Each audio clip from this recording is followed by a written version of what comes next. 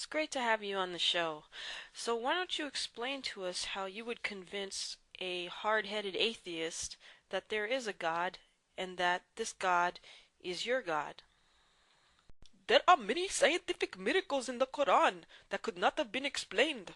Muhammad knew things that could not have been known at the time, like how the sky is actually held up by mountains. That's why the sky does not fall on us, and how camel piss is good for your ailments. And did you know that the sun sits in the pool of muddy water? Well, Muhammad knew this 1400 years ago. So what have you got to say about that?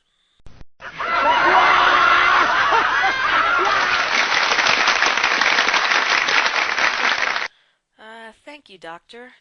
That was very interesting.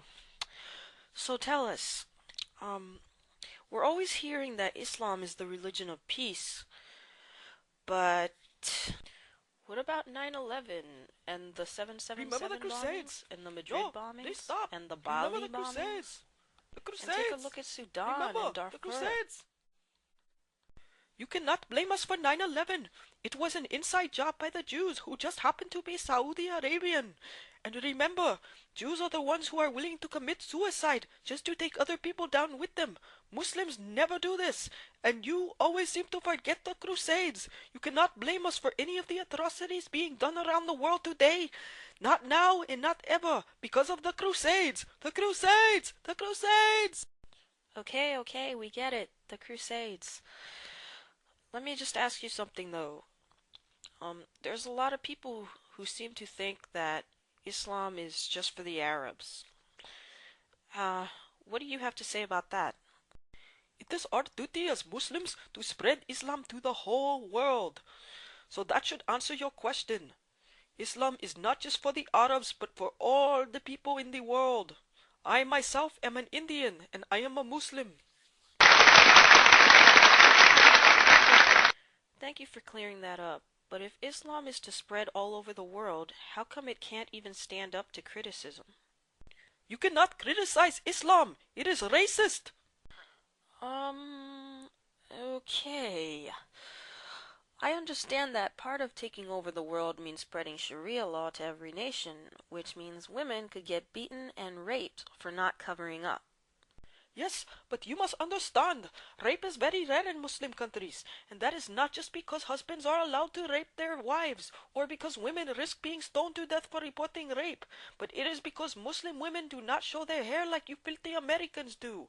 If a woman does not cover up, then she is telling the man it is okay to rape her, and that's all we can think about. We are just animals after all.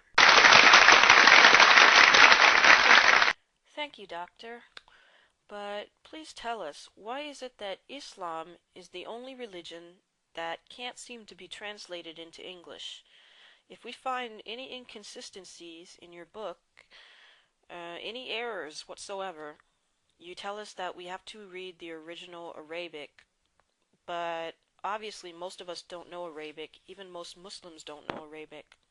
Islam is for everybody, but Arabic is the only language that Allah speaks, and that is why we only pray to Him in Arabic.